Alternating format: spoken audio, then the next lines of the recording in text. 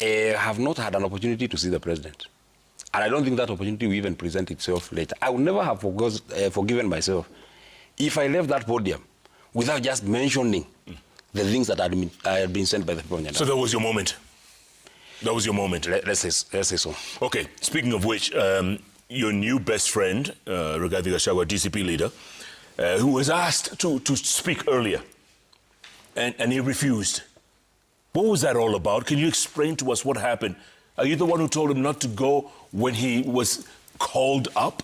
I didn't tell him to go, but, and I mean, you get an opportunity to come and interview him someday. But even if I was Rigathi Gachagua, you know, there is something that is called protocol. Is whether he's impeached, whether he's removed from office, he still remains former deputy president. And so, therefore, he has his rightful position. We have seen this. Let me give you an example. So when we went for the consecration of the Bishop of Embu, the Catholic Diocese of Embu, Bishop Kimani, I think it's Kimani or Karaoke, I'm not sure. And Uhuru Kenyatta was in attendance. At what point did he speak? He spoke just after the deputy president, because he is former president. Yeah. So therefore, even Rigathi Gachagua, he always speaks just before the deputy president. So, I mean, that is just protocol. But so he's former. It does not matter. He still has a place in the protocol. You know, that's what, when we are in a function, there's a reason why the member of parliament spoke before me. There's a reason why the woman member of parliament spoke before me. I mean, if there is no protocol, I can even be called before the MCA. But there's that protocol. MCA, what have you, then you get to governor, then you call him. What? That's the reason why he was not called after Kindiki. Is because he has his place. But who cares what order? Since the speakers come on, who cares? Come on. I mean, if nobody cares, if indeed nobody cares, then there cannot be protocol. But he has no position. He has no position. He has a position. What? It is you who have said former deputy president of the Republic of Kenya. And mind you, by the way, he's only former deputy president of Kenya on paper, but in the hearts of the many people of Kenya, he's actually their preferred leader. And you heard me, when I saluted him, you had the applause that he got from the people. And he even told the president, you can remove him from office, but you can't remove him from the heart of these people. I mean, he told him that, and the people are cheering him because he has his space both at the hearts of the people and also in the pecking order. He has some space. You can't just be called by a mere member of parliament, surely. But Senator John Methu was representing Nyandarua. Yes. Rigathi Gachagua was representing Kenya. He has represented Kenya. You can't say that I'm bigger than Uhuru Kenyatta because I'm. If you are Uhuru Kenyatta, would you say that he can be called before he can be called by a member of parliament? Why didn't Uhuru Kenyatta get recognized at Embu by just a mere member of parliament? Because there's protocol. Lakini mulitumia kifua, eh? Hatukutumia kifua. Yeah, mulitumia kifua. How? That was their crowd. They had hired that crowd. How are we to use kifua? Those were their people. I said it myself. You people have been brought here. They were being brought with buses, with ribbons, and they're being told that you are government people, and you have to wave two fingers when you're coming in. But you can wave two fingers, but you can't. What is in the heart, you can't tell. So when I rose to speak, people were dumbstruck. They were saying, "Hey, this guy was not supposed to be cheered. This guy was supposed to be booed," and everybody is cheering. Even the tent here, where the president is seated, some people are cheering me from behind him. By the way, your new best friend again, Riggy G, he used to talk about the concept of shareholders. Shareholders are the only ones allowed inside State House. And you were part of that. Let me say this. And you know, last time we were here, we had that discussion. Yes. You know, grass always looks greener on the other side. You know, I was telling Agenda when we came here last, the thing that they are looking for are shares now. You know, when they are saying that we want power, tunataka power, what is it that they're speaking about? They want share. Let me tell you, everybody votes for a government for a reason. There is a reason why the people of Nyara, and they are the expectations that they had when they were voting for William Ruto. Let me tell you, I said here last time, when William Ruto was speaking, every 5 seconds, he'd speak about Mama Mboga. Every another 5 seconds, he'd speak about Boda Boda. Does he speak about them now? Do you hear him speak about it? Have you ever heard him this year? Just give me one quote that you heard William Ruto speak about Mama Mboga or Mutia Boda Boda. And I mean, we can place a bet. So everybody is looking for power for a reason. The people of Nyandarua voted for William Ruto because there are things that they expect. And we signed a charter, an economic charter with William Ruto. The same case to the people of Kajiado and every other place, because we went to Kajiado today. So there are things that they expected. So everybody is and expects a share of government irrespective. But look at what's happened to Nyandarua and other counties. You've suffered because development didn't come to your counties. That is the reason why we actually told William Ruto, and by the way, William Ruto must thank Rigathi Gachagua. By the way, William Ruto must thank Rigathi Gachagua, because on that day, and I have gotten very serious feedback, had Gachagua not told the people not to shut down the president, they would have, because they feel that now, I mean, time is over. There's nothing we are getting from this guy. I mean, not even one road. You know, I wish he came and said, these roads that the senator has raised, I have done these two, and these ones, and this is a lie. I mean, he just came and repromised. So the people are very, very, very agitated. But they respect Rigathi Gachagua. The people of this Mount Kenya region respect Rigathi Gachagua. And those who felt really, really, really angered, they actually just left. You saw the people leaving in droves when the president was speaking, because they didn't want to shout at the president, because they had been told by their leader, everybody must keep quiet, and we listen to our leader. Let me tell you, Jeff, it is one amongst the many reasons why we say that we don't want William Ruto to get an extra day in office. Beyond these things that he promised and he has not delivered. When I came here last, I told you that William Ruto has perfected the art of off-book borrowing. I explained to you very, very nicely about, say, for example, this Talanta Hela. I told you that at the end of that agreement, the people of Kenya will have paid 100 billion for Talanta Hela. I told you that. And it would have been done by, I mean, it will be one of the most expensive stadiums in the world. You said more than Manchester United. I mean, I mean, you have, and he didn't deny, by the way, I think he watches JKL, because he went and responded to me, I think a day or two after. Because, I mean, he knew exactly what I was speaking about. Now, let me give you another example. Do you actually know that now, in every government hospital that has a CT scan, there's a private partner who has partnered with government, and this service is being offered by a private partner. So for a CT scan service, you pay 6,900. Do you know how much remains in the hospital? Only 600. The private partner goes home with 6,300 for every service that is offered across the republic.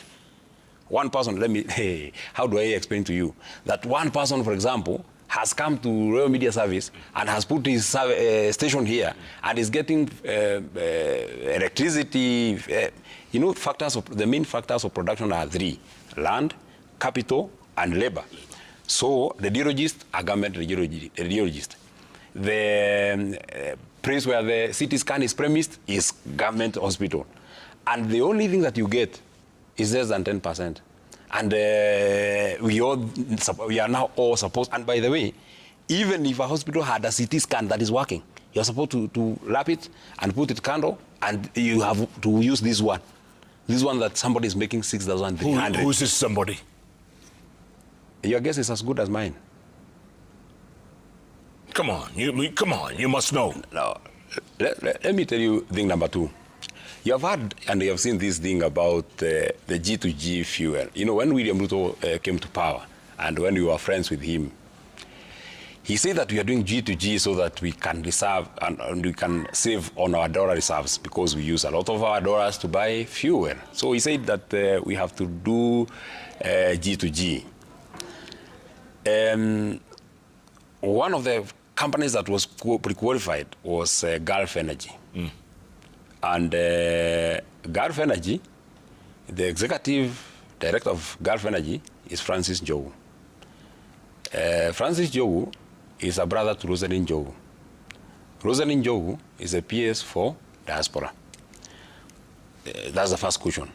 By the way, it's a requirement of the law that you must declare pecuniary interest. That's a requirement in the Constitution. As I've always said, politics, not just in Kenya but around the world, is there is always an objective, and everyone has interest. It's a game of interest. and interest becomes the driving force, not the people. But the people are used as a way to show that this is what we want. So people are used as a bait. But the main thing in politics is all about what will I gain in, as an individual, and that is what Methu is trying to defend over here. Because I feel whatever it has gotten in Kenya now, it's not about the people of Kenya. It's about the individual people trying to settle their personal scores with either politician and the other competitor, but not about the people. But now, we the people, the citizens, the voters are used to show whoever is stronger and who is not stronger, who commands which region, who does not command those regions.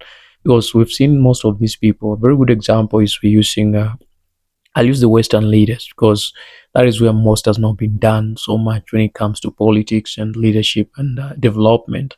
Even though we've had the leaders from Western Kenya in government for the longest, but we are not seeing what is happening in other places like there is a within Rift Valley. We go to the mountain area, mountainous area, or the mountain region. Most things, and go to Nyanza. Maybe, much are happening there, but these are the areas we can't see that much happening in Western. Salim Dabadi has been in parliament for the longest, and he calls himself the Luya Kingpin, of which him being in the government, he must make sure that he should have made sure that there is developmental projects going on in Viga County and Western as a whole, but we haven't seen that much. Paranya did well in Kakamega. There's a very great transformation in Kakamega, and I wish he would have been given the second another opportunity, another chance, he would have done better. But his team, the government, is not doing anything to add on whatever he did as he was a governor. So, what is happening now in Kenya currently between President Samuel Ruto and the former deputy president, that is Rigathi Gachagua? I'll say that these guys are trying to settle their personal scores, and they're using people to settle those personal scores, which will bring a lot of problems come 2027. We'll be going for the general elections. Whatever happened where these two guys met, is it Nyandarua or wherever they met, and Methu told the president, mentioned all the things that the president said he will do there, and he has not done anything, and nothing is on the ground happening, and he's sure that nothing will be done to complete those projects that the president had promised. And he told the president, sisi hatukuogopi, mimi sikuogopi, na kuheshimu lakini mimi sikuogopi, a statement that made most of the political analysts and other people feel like he has disrespected the president. And Gachagua standing and talking, he also added the same, he hit the nail on the head without going around. Kwa Kiswahili anasema aliongeza chumvi kwa kidonda, so you're adding salt on a wound. And people, there are those who celebrated the move, and there are those who felt like this is not what the leader could have done. There could have been something else that he could have done better. Now he has done whatever he said, and he's really happy of that. It should bring a lot of problems. But we've heard Gachagua saying this in every political rally that he goes in. Yesterday, when they were in another rally, that is in Kikuyu, and there were a lot of tear gassing and chaos within their rallies, and they attributed those chaos and those tear gas to President William Samuel Ruto, like he's causing it, making sure that there are no people. And then there's no that rally. And then we have another issue that we call the issue of goonism in this country that is also eating up the whole country, and we don't know what will happen next if that is what will continue in 2027 general elections. Will we really be there, and will people be there to go and vote, or they will have sold fear unto the people, and people will be voting without them reconsidering what they would have done? Because it's getting bad in parish and every day, and we hope maybe these leaders will realize that what they're doing is wrong, and maybe they'll change and become good people and do the right thing, because we need Kenya. We don't need a show off of individuals. And this individual should understand that Kenya is much bigger than them. Why can't they learn from the late Raila Amolo Odinga, who will fight, but when it comes to things are so tough and Kenyans are dying, he would simply let it go, because he knew the country is bigger than himself. The country is bigger than him achieving whatever personal objective that he has. For several times, there is evidence that he won, and he did not ascend into leadership and power, but he decided to let it go because he knew there's something else that will be happening within this country. So it's really bad. talk to us and leave us a comment in the comment section. Interact with us and tell us what you think will be happening next in this country. If this is the kind of politics that our leaders, the people that we call our leaders, will be playing around with the voters and trying to prove who they are. And please don't leave without subscribing, because you keep us on air and you make us continue doing this. Communicate with us in the comment section, and please don't leave without subscribing. Love you all.